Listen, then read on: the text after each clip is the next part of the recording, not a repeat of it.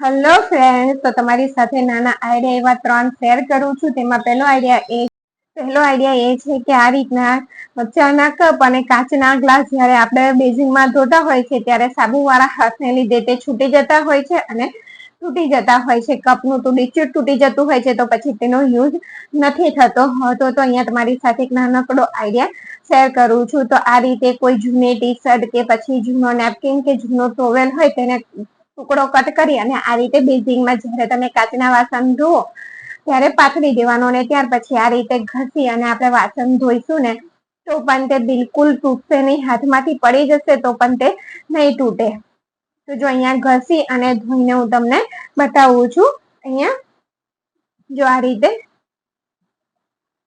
એમાં આ જે ગ્લાસ છે તેનું મટીરિયલ તો એકદમ પાતળું જ છે, તે હાથમાંથી પડે છે તો પણ તે તૂટતું નથી. જો આ ગ્લાસનું મટીરિયલ બિલકુલ પતલું છે, થોડું પડે ને તૂટી જાય એવું છે. ત્યાર પછી આપણે આ કકડાને ધોઈ અને સૂકવી દેવાનું. ત્યાર પછીનો આઈડિયા એ છે કે જ્યારે તમારી ઇમરજન્સી હોય કે પછી અધકચરી વસ્તુ જ્યારે પીસવી હોય, મિક્સરમાં થોડી વસ્તુ હોય તો તે અધકચરી નથી પીસાતી, તો આ રીતે બ્લેન્ડર લઈ લેવાનું. અહીંયા મરચાં અને આદુ તમને ક્રશ કરીને બતાવું છું. અહીંયા લસણ પણ ક્રશ થઈ શકે છે. તો અહીંયા જો આ રીતે મરચાંના ટુકડા કરી તેને ભરી આગળના ભાગમાં બ્લેન્ડરમાં ભરી દેવાનું. ત્યાર પછી આ રીતે પ્લાસ્ટિક તેની ઉપર રાખી દેવાનું. પ્લાસ્ટિક થોડું જાડું હોય ને તે રીતે લેવાનું અને ટાઈટલી આ રીતે તમારે તેને પકડી લેવાનું નીચેથી. અને ત્યાર પછી જો આ રીતે તમારે તેને ચાલુ બંધ કરતા જાય અને મરચાંને ક્રશ કરી લેવાના છે. એકદમ સરસ થોડા ક્રશ જોઈતા મરચાં હોય ને આપણે એવું સરસ તૈયાર થઈ જાય છે દરદરું.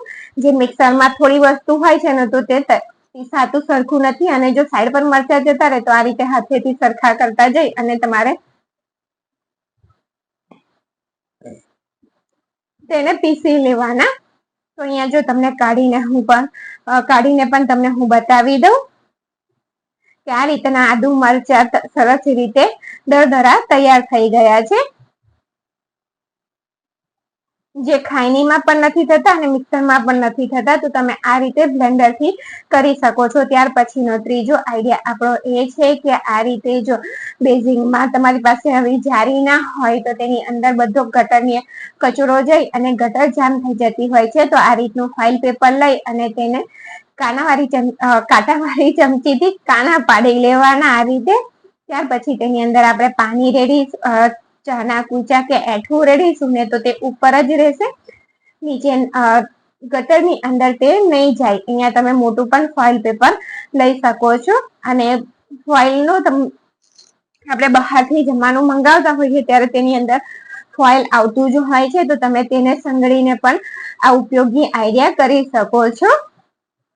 તો જો આ રીતે તમે પાણી ના જાય તો સહેજ ઊંચું કરી દેજો, એટલે જે પેલા કાના છે તે સરખા થાય અને નીચે બધું પાણી જતું રહેશે. ત્યાર પછી આપણે તેને લઈ અને ડૂચો વાળીને ફેંકી દઈશું ડસ્ટબિનમાં. ત્યાર પછીનો આઈડિયા એ છે ચોથો કે આ રીતે આપણે કપડાં ધોતા હોય છે, અમુક કપડાં આપણે હાથેથી જ ધોવા પડતા હોય છે, તો આ રીતે સાબુ આપણે નાખ્યા પછી તેને મૂકી દેતા હોય છે બ્રશ પર. જો તમે જોઈ શકો છો આ રીતે હું રાખી દઉં તો તેની ઉપર સાબુ લાગી જતો હોય છે ને આ સાબુ એ બિલકુલ વેસ્ટ જતો રહેતો હોય છે. તો તેવું ના થાય તેટલા માટે અહીંયા તમારે બ્રશને ઊંધું કરી અને તેની ઉપર સાબુ રાખવાનો છે. એટલે જ્યારે તમે કપડાં ધોશો ને તો બ્રશ જ્યારે આપણે મારીએ ને તો તે સાબુ એ કપડાની અંદર જતો રહેશે, વેસ્ટ નહીં જાય.